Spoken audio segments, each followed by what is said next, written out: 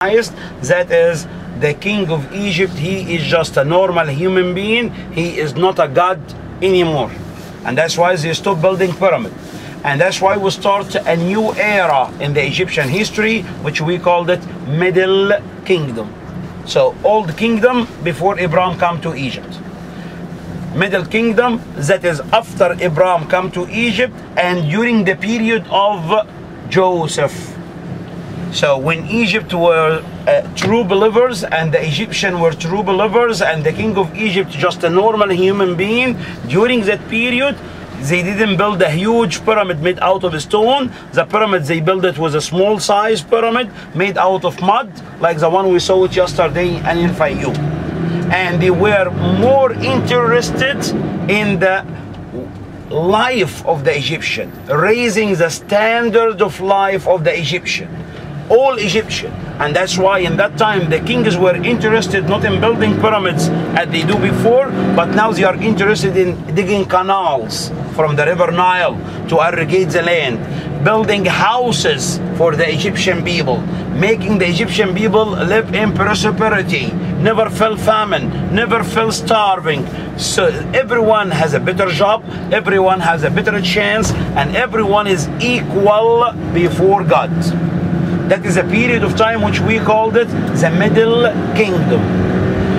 In the Middle Kingdom, Egypt and the Egyptian became a very rich country, and the Egyptian became a very rich people. You know, we usually say it like that. It's 100% fact. When you follow the right way of God, your life on earth could be a piece of heaven.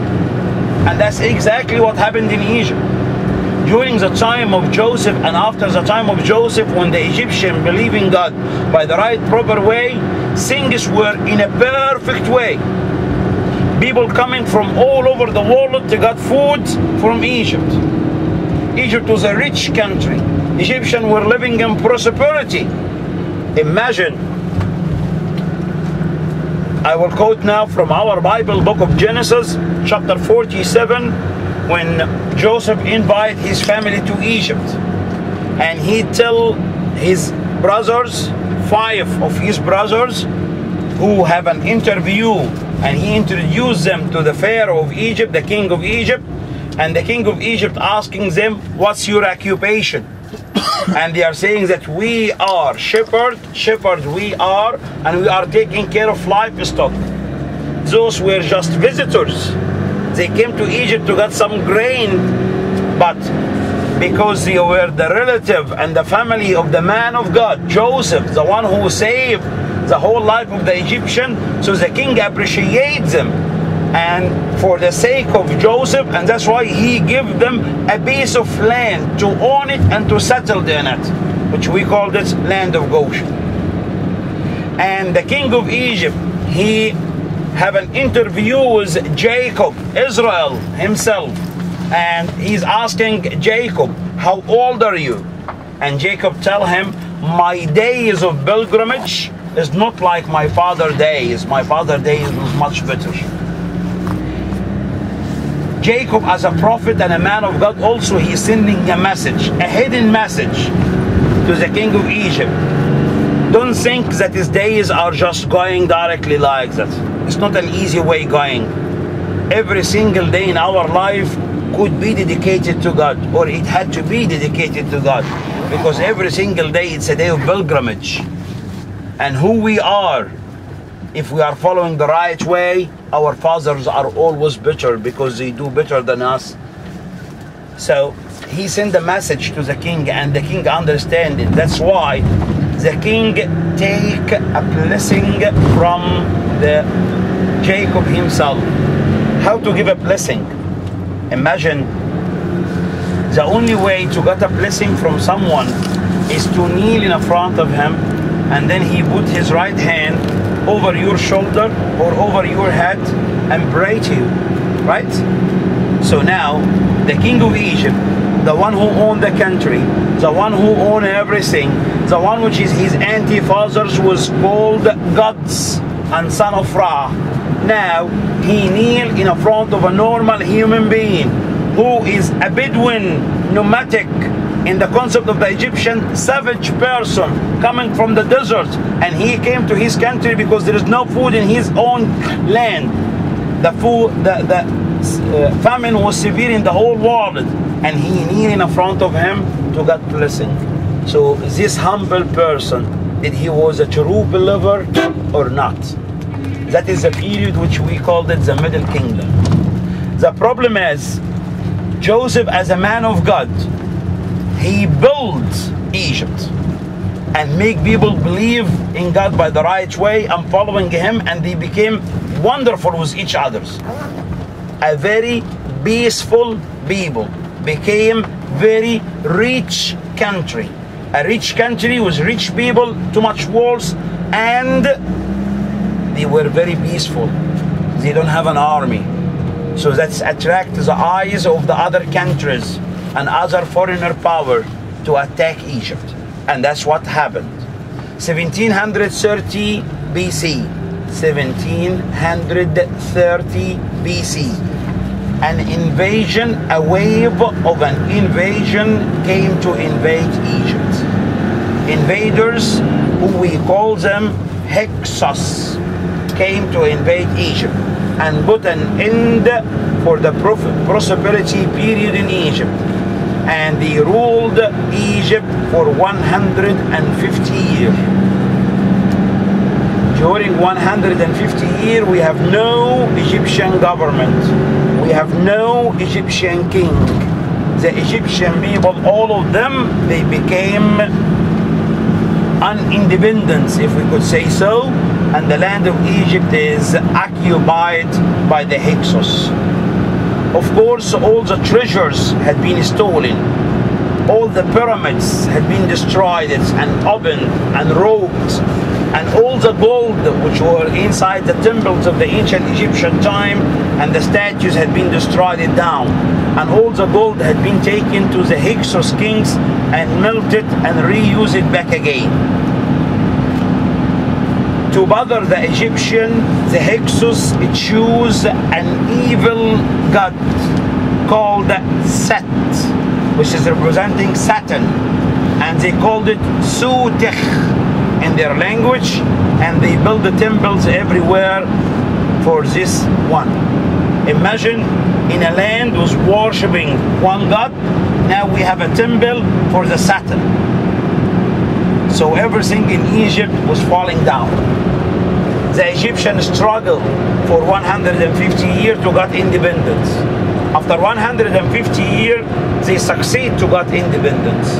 And they would like to rebuild their country back again.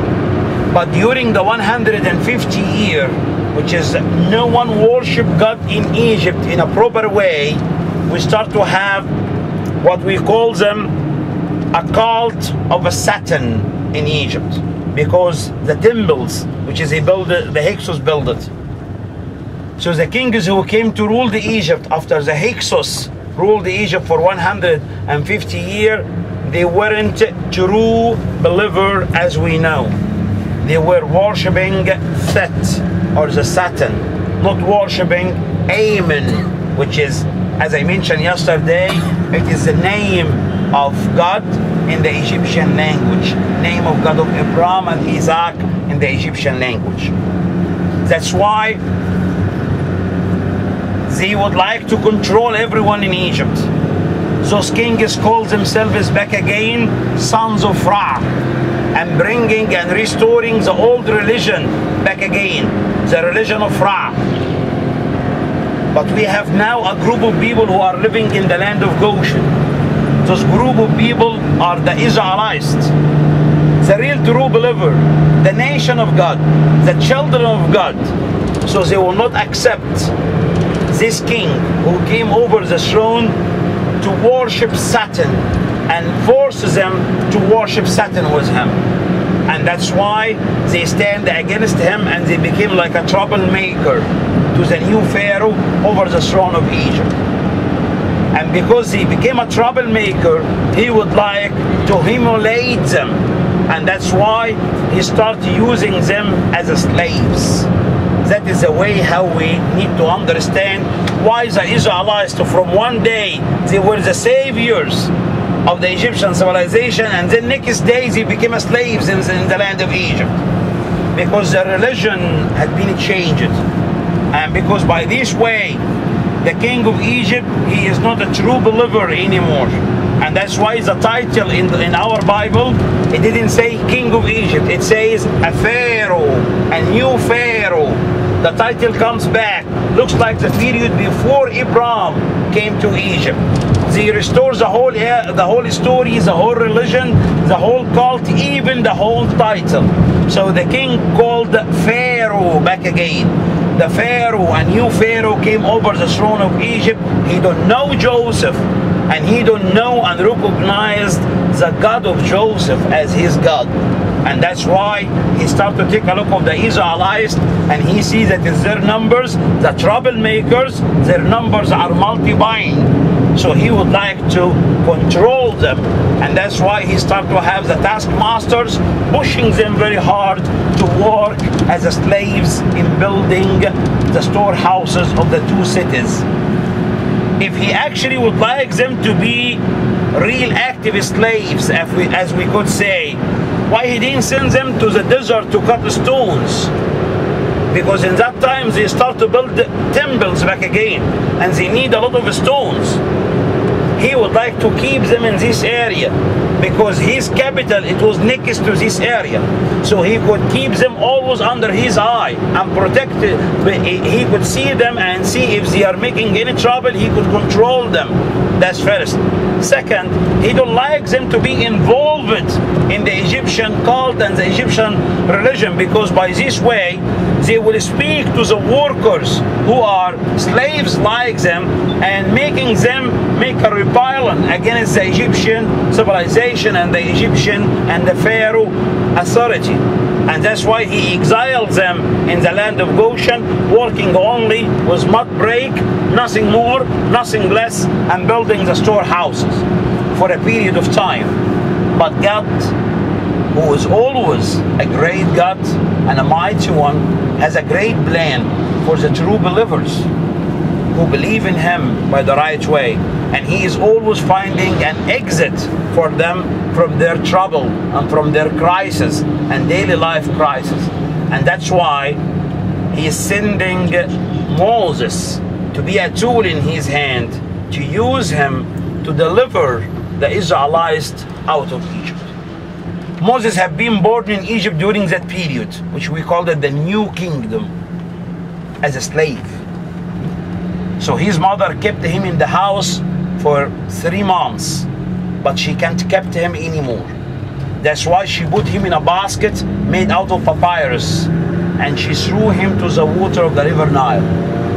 By the way, in that time the river Nile was a very dangerous place to be there, because there is a crocodiles in the river Nile, there is a hippo, wild hippo in the river Nile, and it is not safe for an adult to swim in the river Nile. What about a baby 3 months old in a basket? But God protecting him. And God here using his mighty power to changing the hearts of the lady Hatshepsut, the daughter of the Pharaoh. Her heart had been changed and softened to this boy. So she pulled him out from the water of the river Nile. She know 100% that he is not an Egyptian boy. She know 100% that he is a Hebrew boy. She give him a name, and she take him back to the palace, her father's palace, who is the same Pharaoh. He don't know Joseph, and he used the Israelites as slaves and give the order to kill Moses. The most astonished story is the king, the Pharaoh himself, who gave the order to kill Moses. Now he is feeding and raising Moses in his own palace. Who got the power to change things like this? Is only one who got the great plan. So Moses had been raised in Egypt for 40 years, and then from time to time he's going to check his people, and one day he find one of his people fighting with one of the officers who are the taskmasters, he killed the Egyptian officer, and then after he killed him, he tried to hide the story, but then it appeared and discovered and disclosed, so he had to flee out of Egypt, leaving the people of the Israelites here, and flee with his life, going to the northeast direction, where he reached to the land of Midian and met his wife, and has been there another 40 years. And that will be another story. We'll speak about it in details when we go to Sinai. During this period, what we called it the New Kingdom, the kings of Egypt, they related back to restore the old religion. So back again, they need to have mummification for the dead bodies of the kings. They need to build pyramids. But building pyramid now, it will not be that easy, because they discover and they witness the Hyksos kings. They stole all the treasure and destroy all the mummies from the pyramids. So the pyramid, instead of being a saving way and a safe house to keep the mummy until the resurrection day, it became a landmark, attracting the eyes of the enemy to attack Egypt. So the kings during the New Kingdom, they stopped building pyramid too, but not because they didn't believe in it, but because they were afraid if they build a pyramid, some other robbers, tomb robbers, will go inside the pyramid and take the treasures away. And that will prevent them from being resurrected and going to heaven up to their concept. That's why they go to the West Bank. We say before that is everything related back to the daily life activity, it exists in the East Bank. Everything related back to afterlife, it exists in the West Bank. So they go to the West Bank of their capital, which is Luxor, and they choose a narrow valley so deep between the mountains, looks like any other valley. There is nothing significance in this valley. It looks like any other valley, and that is the reason they choose it, because by this way no one could think that the tombs of the kings and the pharaohs are there and the treasures are there. And they select one huge mountain. Try to imagine the shape of the mountain and compare it with the shape of the pyramid. It's almost the same idea, almost the same shape.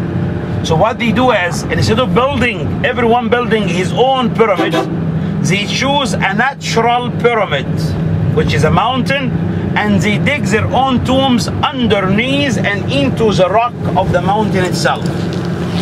Some tombs are under the ground. 12, it's raining. Yeah. It's Egypt. It's Egypt, and it's raining in Egypt, and we are not in winter time yet.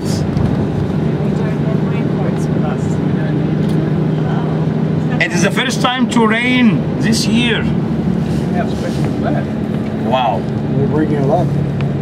You know, in Egypt we have a tradition when it's rain for the first time, and every time it rain later, we pray to God, because we are thinking somehow in Egypt, that is our own concept, we are thinking that is the gates of heaven are open now. So we are praying and raising our hands to God and praying and thinking by this way our prayers will be replied so fast. Gates of heaven are already open.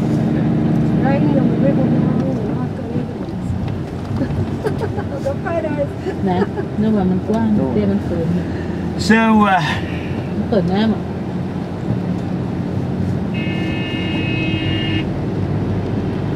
the pharaohs or the kings of Egypt, they select and choose one high mountain, and they dig their tombs into and underneath the mountain.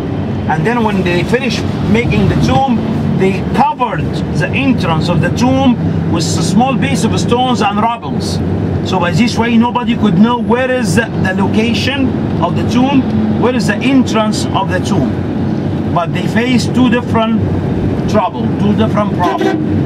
The first one is they would like to keep the location secret. The workers who are working in digging and making the tombs, of course they will know where is the location and where is the entrance and where everything. we were thinking till something like 50 years ago that maybe they get rid of the workers after they finish by killing them. But what we discovered 50 years ago is they have a camp, looks like a prison for those workers, and it exists 15 miles away from the location of the Valley of the Kings where the tombs are exist. So the one who is working as a worker or as an artist making an art and helping and participating in building the tomb and digging the tomb of the king, he is not allowed to communicate with the rest of the community of Egypt. This village or this camp, we discovered it, it has like a high enclosure wall with security, and they didn't live there single. They got their wives, they got their families, but they are exiled in this place. They are not allowed to go to anywhere else. Food supplies comes to them. They have a temple inside the village or the camp. They have food supplies. They have everything they could need it, tools and things like that inside the same location. No one is allowed to go out. And every day when they go to work, they cover their eyes and they tied their hands with a rope. So by this way, no one could run or no one could go anywhere else. And one security in the front, one security in the back, and they are pulling or dragging them, leading them all the way to the area of digging for 15 miles. No one knows where is the direction, no one knows where he is going for 15 miles, and then after that they open their eyes back again and then they start work in digging the tomb. That is the first problem they solved.